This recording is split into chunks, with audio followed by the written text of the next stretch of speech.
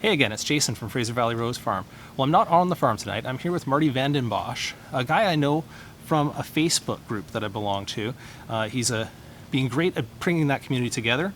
I found him to be a really technical grower in what I've seen in his writing, but really common sense as well. So it's been good to talk to him. But the thing that brought my attention to him was that he's doing a shootout on the lighting that you would use, artificial lighting that you would use for starting your seedlings, and that is of great interest to me, and I think it will be to a lot of my viewers as well. So a lot of the tomatoes that you'll see behind me here were grown under artificial light, under his experiment here. Everything except for the one on the far right here, which was the control, and it was just grown in a windowsill. So I'm going to go in with Marty, and we're going to have a look at the actual growing setup. Thanks for having me out, Marty. Yeah, no problem. And I also wanted to ask you really quickly, how many lights did you use? How many setups did you try? And how long have you been running the experiment now? The experiment we've been running for 28 days. I basically started the seeds 28 days ago. And there's 7 different lighting configurations. And then we have our control, which is, of course, just a windowsill. Some lights in the windowsill. Awesome. We have 7 different light arrays here, as well as a windowsill light. So basically 8 different sets of plants. We're going to start this off here with the most common light you're going to find in your nurseries, and one that's been around the longest in our local community at any rate, and that's the Nanotech T5 high output light by Sunblaster. Essentially this one here is running 2 48-inch T5 high output lights. The units carry the ballast and everything right in them. They can daisy chain up to 7 of them if you wish, but I'm just running 2 here. The idea here is just to focus on veg. Now the tomato plants you see here were started from seed 28 days ago, as is the same with all the other tomato plants we're going to look at today. So one of the things you're going to notice with the T5 lights is that they're fairly close to the lights. So the nice thing about the lower intensity lights is that though they have lower light intensity, they also have lower heat, which means you can get pretty close to the lights. The other advantage you have with them is that they run consistent light across the entire 4-foot length. Now, by being this close to the light, we have enough coverage. We're using 2 lights to essentially run up to 4 seedling trays if we were to run 4 trays with this light setup. And all lights here in the shootout were designed based on the idea that we would be running 4 trays of seedlings for any gardener who's going to be starting their seeds in their house and bringing them out. So as you can see, if I pull one forward here, you're going to notice with the T5 fluorescents that the leaves are a little larger than you'll get with some of the higher intensity lights. The cells on the leaves are a little larger. The leaves are a little softer. Essentially, they've adapted well to the intensity of light that the T5s provide, but they don't quite have the same strength you're going to find on some of the more intense lights. So they'll likely require a little bit more hardening off when they go outside, an extra day or 2 of gradual light exposure. Okay, and the one you've got on the shelf up above here is like a T5 replacement almost. It's like a fluorescent fixture that's being replaced with LEDs. That's actually the one above. Oh, there we go. So if we go to that one next. So essentially, the recommendation for most T5 high output lights is that though they can last 50,000 hours, most manufacturers suggest that after about 10,000 hours you replace the tubes with new ones. Well, one of the things you can get on the market nowadays are direct T5 fixture replacement bulbs. Now these bulbs here fit the standard T5 Sunblaster fixture that comes with the Nanotech reflector, the built-in ballast, the same features that you get. The replacement tubes, this one here is an AgroLED, it has some IR in it as well, infrared. These ones here can handle, I believe these put up 41 watts each, and they cost about $35. Where if you were to replace using a T5 tube, you're looking at about $15. So for about $20 more, you can jump into a replacement fixture that will not only give you slightly higher output, but also uses a little bit less energy, and it helps you save some money because you don't have to replace your fixtures if you want to move to LED. And if I'm not mistaken, it almost looks like the stems on these ones are a little bit thicker. They are. So because they have a little bit more intensity, you're going to see that the leaves on them are a little not a substantial difference, but they're a little closer cells. The stalks on them are a little thicker. And again, these are just 28 days from being planted from seed. I've potted them up once since I've started them. Now they get a little. They're able to draw more energy because they're getting more intensity from the lights. Again, it's not a substantial difference, but over a period of let's say 10 years, because these go on for 18 hours a day. If you were to be like a normal gardener, you'd probably have just use lights for maybe 2 months of the year, just starting all your seeds before they go out in late April, mid-May. The T5s would run you about $18 a month, let's say. When you replace these into your existing T5 fixtures, you're probably going to save about $2 a month, maybe not a substantial amount. But you're not only saving that money, and over a period of 10 years, you basically pay off the difference between this and using a replacement tube. You also get more light intensity, so it's kind of a win-win. And they also don't break when you drop them. I've dropped a few fluorescents. If you drop a fluorescent, it's instantly dead. That's a mess. So, and the one in the middle shelf then is the one that's actually built as an LED. So this one here is the Sunblaster LED strip. Now, Sunblaster is planning on releasing a replacement tube as well. They're just in the last hurdles from that. They plan on having them out already, but they don't. However, they do have this. So this here is actually integrated, built-in, non-replaceable 4-foot long LED strip. These are even more intense than the replacement tubes. They also draw, of course, a little bit more current. But what you're going to notice for these is, again, as you step up more and more, you're going to see the leaf cells are just a little bit thicker. The plants, again, if you even compare all three of these, they're all relatively close. Like, I mean, they've only been around for 28 days, but you could quite comfortably take this, harden off, and transplant it in your garden now. The differences are going to be, this one here is more apt to handle direct sunlight sooner than, let's say, the T5 would. Total cost of ownership on this too, over a 10-year period, you're probably looking at about $24 a month to go to this over, let's say, the T5, which would run you about $18. So for the next extra $6 a month, you're getting a higher intensity output light. Now, the big reason this one here costs you $6 a month isn't because of the energy savings, because you do save energy. They're substantially more expensive. So like a Sunblaster 4-foot will run you about $50. These here run you about $130. Okay. So it takes a long time to catch that back up, even on energy savings. Great. I'm going to move over to the left here. You got 3 more lamps set up in this area here, and this one's got a different color to it. It's got a different. So this one here is a. They have different color temperatures. So this here is considered a warm white. This here, if you can see, is a very razor thin fixture. It's called the Quantum board, and this one here is by the Horticultural Lighting Group. This is an HLG 65. They tout it as being a 65 watt LED. As you can see here, it's got a lot of Samsung diodes in it, very bright, full spectrum.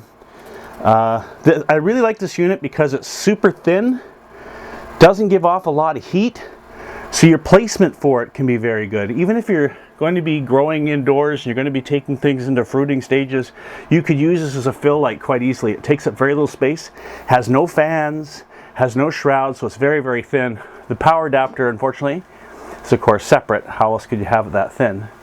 That's the driver for it. So as you can see from these lights here, in a situation like this, it's only a 1 foot by 1 foot light.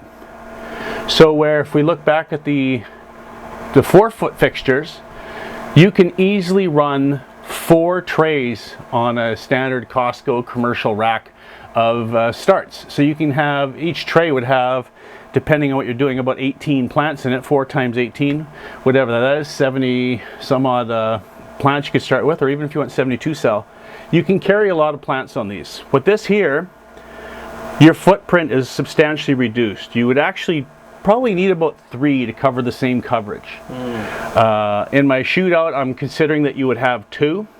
As you'll notice, they're a higher space in comparison to the 4-foot strip lights, and the reason for that is this is a higher intensity light. Because it's higher intensity, the closer I get to the light, the more the leaves are going to cup, and you're going to see it on the next one that we look at here. But by looking at these plants here, I'll pull one out, you can see the leaves are even tighter. You can really see the ridges on them. Oh, sure. Right? Very dark. Look at the thickness of these stalks. Now, like if we just quickly grab a T5, for example, T5 high output. Look at the difference in those stalks, yeah, right? Side by side. Substantial difference, yeah, right? huge. And the leaves, remember how I was saying one's very soft and fluffy? Compare that to these leaves. Very rigid, firm. These ones here are going to be able to handle intense direct sunlight far sooner. So the advantage you're getting with the HLG is that is mostly versatility and the fact it's such a small footprint. But that small footprint, of course, comes at the expense of coverage. The other real challenge with the HLG is they're a very expensive light for what you get. So the HLG light here, you're looking at probably over $300 to cover a four foot tray, whereas you'd be looking at about $100 for a fluorescent. So you're looking at over triple the cost. Now, you get a plant that is sturdier and stronger, but not substantially larger. The current draw that you save on this is consumed by the cost of the actual purchase of the unit. The HLGs will run you about $27 a month compared to a T5 at $18. So you're looking at about another $9 a month. So now when we step over from here, we step into Mars Hydro LED. Now this is the granddaddy of the cannabis industry. So Mars is very, very popular amongst cannabis growers in the old days. And as such, it's a very well-known name in the LED industry. Now these units here are high-intensity box units. If you look, they have different LEDs covering different ranges within them. So they cover a full spectrum on their own. The unit provides a lot of light intensity. This unit here is only about $130, I think. Provides a lot of intensity, but again, similar to the HLG, the coverage is not as good. So if you were growing plants into fruiting and flowering stages like they used to do in the old days with these, the intensity is nice because that extra intensity can get through the canopy. But for us vegetable growers who are going to start a seed, and after a few months, or not even a few months, 1 month, we end up with a plant like this. Now look at these, deep dark green, very full leaves. The node lengths on these, look, this one here is already shooting up suckers at every single nodule, right? Yeah, that's a beautiful seedling. It's a very, very strong, this is 28 days ago, this was the seed in the package.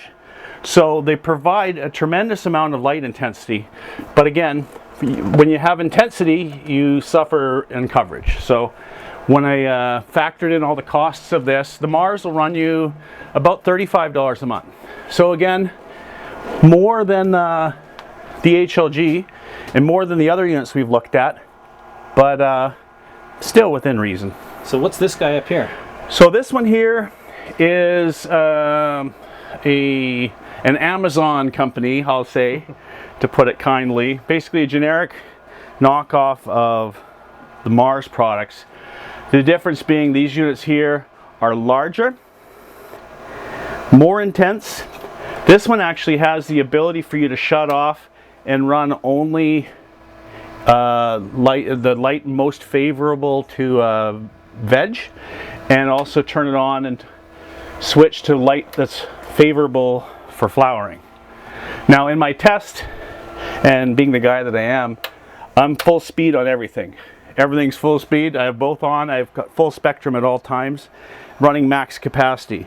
The nice thing about the Chinley is the Chinley is not very expensive. So not only that, but its coverage is great. I can actually cover 4 trays with it. I have to be a little higher, as you can see here. One thing you're also going to notice is, see how these leaves are curling here? It's a little unhappy with how much light it's getting. Okay. So I have been adjusting these since day one when they all started, like especially when I started these the strip lights, and they were in the 3-inch pots. The lights were all within a couple inches of the soil. And so I adjust these every couple days as the plants grow. This one here, when you get a little too close, and one of the challenges when you use a really high intensity light, you really have to be on top of it, because this high intensity can singe or burn plants pretty quickly. So, but if I look at one here that's happy, pull one out, and give it some light that looks more like what a human see, you're going to see, again, very healthy, lush plant, very good close spacing, tight spacing. It's a very healthy, happy plant, as all of them are here. So now the Chinley, because it can do better coverage, it's actually going to cost you roughly what a Sunblaster LED pair would cost you, about $24 a month of to $24 a month. When I'm giving these quotes on prices, that's actually the cost, the capital cost to buy enough to cover 4 trays, and the capital cost, or the actual, sorry, the ongoing cost of electricity. Now the electricity, I'm factoring in that every 2 years it's going to go up about 10%. So there's a couple bumps to factor that in. I'm factoring that you may hit some tier 2 rates.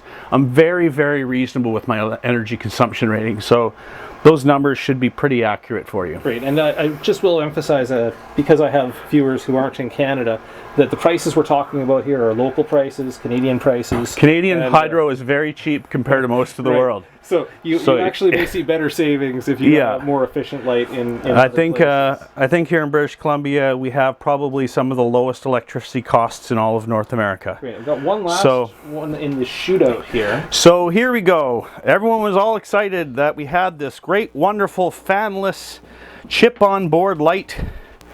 This light here is cheap, cheap, cheap. Directly from Shenzhen, China through AliExpress. It was under $70 in my hands, shipped, taxes. Well, there are no taxes when it comes from China. So I was really excited about this until I plugged in my kilowatt. Now, here I go over here. Every one of these devices, I didn't rely on any of the manufacturer's settings. I actually plugged every single device in, let it run for a few minutes, and then got the actual rating of how much power these were consuming from the wall. Very well. So I'm going by my ratings, not by what the manufacturer says. And this guy here has the highest power consumption of all of them. Very high in the red light spectrum, which is good for flowering and for blooming, but not as much for vegging. However, that said, we pull these plants out. Now, again, kind of like what the T5s were like, the leaves are quite soft. Right. And the reason being, compared to like the LED one here, the leaves are a lot softer, the cells are a lot wider, that even though this is a very high intensity light, the plants are not utilizing as much of the actual light intensity that's coming to it. Right. So you're getting a lot more power consumption for a plant that's not basically providing you significantly more than, let's say, the T5 would. I would definitely put this on par with the T5. Yeah. So this here, though, is about $40 a month. Even though it was only $70 for this unit, because the power consumption is so high, you're looking at about $40 a month to run this, versus a T5 at $18. So this costs over twice as much as running 2 T5s. Now keep in mind, I'm counting that as if you purchased 2 of these, because you would need 2 of these to cover a 4-foot strip. So one of these, as you can see, would comfortably cover 2 trays. When I go over here, see how little light's on my hand? Nothing over here. You might as well consider that not having a light under it, right? Where anywhere you go under a 4-foot light, the entire stretch, I have lots of light coverage under me. Right. So you have to put those into consideration. So sure. to cover 4 trays, I would need 2 of these if I want to fairly compare it to the other units. Okay, now I heard on your write-up that you actually had a control plant. I do. So we'll go upstairs for that. So these were started from seed under a south-facing window, originally in the basement. From here, I felt really bad for them because they were really struggling and they were stretching desperately towards the light. So I brought them upstairs to the largest, most unobstructed window I had. These are 28 days old. Yet, as you can see, they're a lot smaller and a lot wispier, and they took a lot, they're just not nearly as far along as any of the other lights. Now, as you can see, there's just one row between them and the window. This window is facing directly south, and it's as large as you can get. Keep in mind, this is all high efficiency windows. If you have an old school house with a single pane, you might do a little better. But you would be challenged to put 4 trays on this window and provide them all with sufficient light. No, these are definitely a lot thinner, longer internodes. Now, yeah, they're stretching really bad. There's nothing going on in between them. The leaves on them are very pale and very flat. If I put these outside for one day, like tomorrow for the hot day, they would not exist the day after. They would completely die off. But this was free. This cost nothing. And for folks who aren't interested in purchasing lights, or who may want to start stuff inside, I still felt it was important to include this, because you can see the drastic difference of, let's say, even going to two T5s will cost you $18 a month. Heck, one will only cost you $9 a month. And putting 1 over 4 trays, even if you did it in front of a windowsill as well, use it as supplement light, because I mean, if you're looking at March, you're only getting a few hours of daylight anyway. You can run the fluorescents to pick up the pace from about 4 o'clock in the afternoon and on, so you can keep giving the light when the sun's gone. It's not a bad way to start, even if you're just going to start with 1 light. I think it's another good thing to bring up as well. With the lights that we're looking at, most of them are in pairs. When looking at the 4-foot strips, you can easily start a lot of the strips with just running 1 light until the plants are an inch or 2 tall, and then kick the second light on. So you can save a little bit of energy that way as well. Same with the higher intensity lights. You can often, like as you saw with the chimney there, you can start in just veg mode until they get started, and as they start to grow, kick in the extra power, so you can conserve some power consumption that way as well. Cool. Well, that was fantastic, Marty. I wanted to ask you a question. On the ones that you did here, do you have a favorite in terms of a budget light? The favorite for the budget light still has to be the T5 Sunblaster. You know, you can get into it for just one single 4-foot light, $50, and that goes a substantial distance over just using a windowsill. Right, and that would be the least expensive, or amongst the least expensive to operate. It's not only the least expensive from a capital investment. I mean, it's $50. It's also very reasonable as far as an ongoing cost goes, because it runs about 50 watts of power consumption, and so that's maybe about $9 a month on average if you're using it 18 hours a day. Okay, and which one is that here amongst this? So here are 2 examples from the T5 high output light. These are both 28 days old. As you can see, they're very different sized plants because they are different varieties. This one here is a super dwarf. All the plants chosen for the experiment were, I chose 3 different varieties, and they're based on the fact that they were all under 60 days to maturity. And the reason for that is I plan on putting them out into the garden when I pull the garlic. So as you can see here, even on the T5, very good deep color, very close node length. The plants aren't stretching, they're very healthy. Even though the leaves are a little wider than I would have liked, and the cells are a little larger than I would like, a couple extra days hardening off will help them adapt to the intensity of the summer sun. But yeah, they're a great way to go. Okay, one more question. If budget were no limit, if you could choose any one of these that you weren't worried about how much you're spending per month, capital cost, which one did you like the growth of the most? I see I'm putting them on the spot here. Well, you see, for different reasons I liked different lights. For example, the chimney light on the end here, I really loved the fact that it had some good configuration capabilities. I could not only run it just at a low mode using just a veg spectrum, which would not only drop the amount of power it's putting out, so that means cost you less money, but it also means you have less heat in your room. You can put the light closer, because when they're smaller, your coverage isn't going to be as big. Obviously, the further away you are from the plants, the more you can cover. But when they're small, you don't really need that much space. They're all close together. So I like the configuration capability of that. What I didn't like about that plant is, that light, very intense light. So the home gardener who doesn't go down and look at their plants every couple days might be shocked when it jumps 6 inches and pushes itself right into the light. Right. Unlike a T5 light or even the AgroLED, which have very low heat intensity, if they hit the light, they could probably hit the light for a few hours to a day before you're going to have serious damage to your plant. Yeah. If this got within 4 inches of the light, the top would be browned out and crispy. And that is a beautiful seedling. Yeah. I just want to go side by side here.